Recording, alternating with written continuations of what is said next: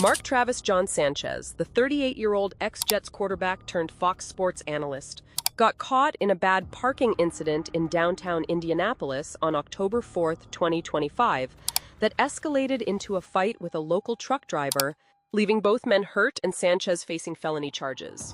The incident stemmed from what police describe as bad behavior possibly linked to bad thing, but details suggest self-defense played a big role on the driver's side. No one saw it coming for a guy known more for game commentary than street drama. As of October 13, 2025, Sanchez is out on bond, recovering from surgery, with his next court date on November 4th. The truck driver has filed a civil suit, and reactions range from family support to public disappointment, highlighting how quickly life can flip for public figures. Mark Travis John Sanchez, born November 11, 1986 in Long Beach, California, burst onto the NFL scene as the New York Jets' 5th overall pick in 2009. At 6 feet 2 inches and built like a tank, he led the Jets to back-to-back AFC championship games in his first 2 seasons, earning the nickname Sanchez from hyped-up fans. After bouncing around teams like the Eagles, Cowboys, and Bears, he hung up his cleats in 2018. He enjoyed a 10-year career and now works as a Fox Sports game analyst. These days, the 38-year-old lives in Southern California, focusing on family and his gig as a color commentator for Fox Sports. He's got son with ex-partner Aaron Campaneris, a UK-born model known as Bobby T, and he's built a solid post-football rep, charming breakdowns on air, charity work, the works. Until this indie trip for the Raiders-Colts broadcast, everything seemed steady. Who could have guessed a simple work jaunt would spiral like this? It's a chilly Friday night on 3 October 2025. Sanchez rolls into Indianapolis, pumped for his Fox analyst role covering the Sunday showdown between the Raiders and Colts. He's staying downtown, near the buzz of Georgia Street, but things start feeling off early. Surveillance cameras catch him around 11:45 p.m., weaving through alleys behind Lockmiller's Pub and Eatery, a spot known for its pub grub and late-night vibes. Witnesses later tell cops he was acting out of sorts, darting around like he was prepping for a workout, doing these random wine sprints in the narrow back streets. Odd, right? Especially for a guy who's supposed to be chilling before game day. Fast forward to just after midnight on October 4th. Enter Perry Toll, a 69-year-old grease truck driver from the Indy area, who's just wrapping up a routine pickup of used cooking oil from a nearby hotel. He backs his truck into the hotel's loading dock to unload, but oops, it partially blocks the alley where Sanchez is sprinting. No big deal in a busy city, but for Sanchez, it's apparently the spark. According to police affidavits and video footage released later, Sanchez approaches Tolle, asking, maybe demanding, that he move the truck. Words fly, tensions rise, and what starts as a parking spat turns physical fast. Sanchez, smelling strongly of bad thing per the report, allegedly grabs at the truck door, climbs in briefly, grabbed Toll and pushed him, then yanks Toll out. Sanchez is said to have slammed Toll against the wall, then down onto the ground near some pallets and a dumpster. Toll, feeling cornered for his safety, pulls out pepper spray to create space. But Sanchez keeps coming. So Tolle grabs a small pocket tool from his belt, a everyday carry item for his job, and uses it in what he later calls pure self-protection, landing a couple of defensive attacks. Sanchez backs off, stumbling up the alley in visible distress, his shirt torn and him clutching his side. Video from nearby cameras shows him staggering about 20 minutes before the clash, wandering, pausing, looking unsteady, which prosecutors point to as signs of bad thing. Cops from the Indianapolis Metropolitan Police Department arrived to find Sanchez inside Lockmiller's, slumped and disoriented. He's not super cooperative, mumbling something about grabbing for a window and blacking out on the rest. Paramedics rush him to a local hospital. Meanwhile, Toll's hurting too. Saturday morning hits, and Sanchez pulls through surgery, stable, but sidelined for the game he was there to cover. But the real twist? He's arrested right there in his hospital bed.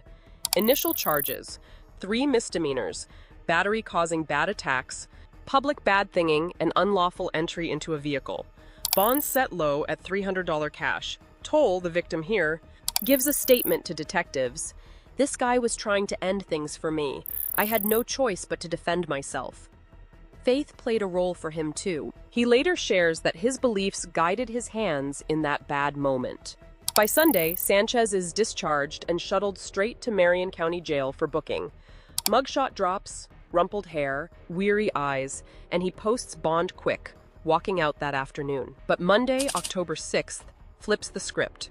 Marion County Prosecutor Ryan Mears, after digging deeper into witness statements and that bad alley video, upgrades the battery count to a level 5 felony, battery resulting in serious bad attack. 1 to 6 years possible if convicted, plus fines up to $10,000. Sanchez's team waives the initial hearing, pushing things to a pretrial conference on November 4th. The case lands in Marion County Superior Court, assigned to Judge Jennifer Prince Harrison, a no-nonsense jurist who's handled high-profile stuff before. Sanchez's defense? Top-shelf attorney James Voiles, an indie legend who's repped athletes and celebs through messes like this.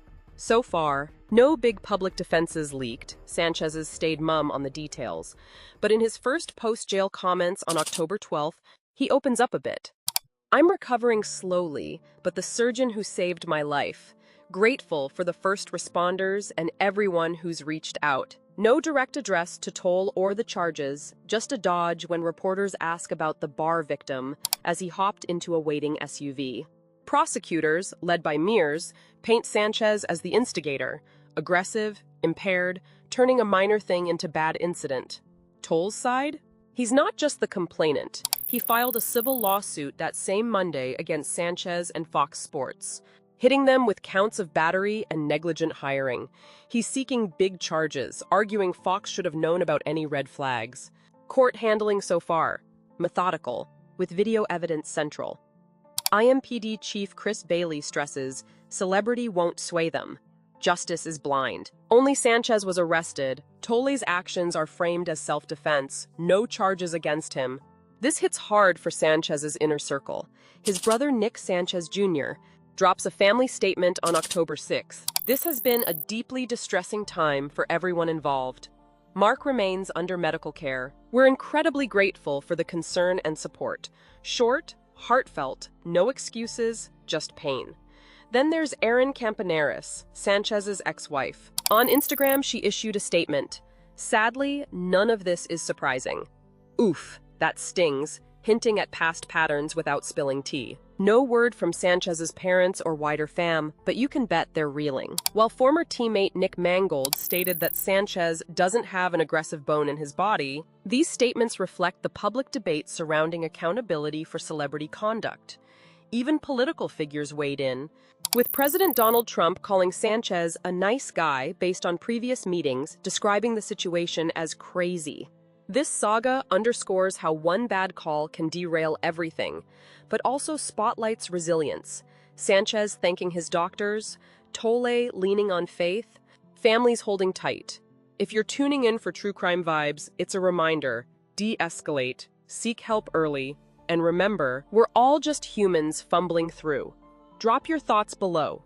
Team Sanchez redemption or justice for Toll?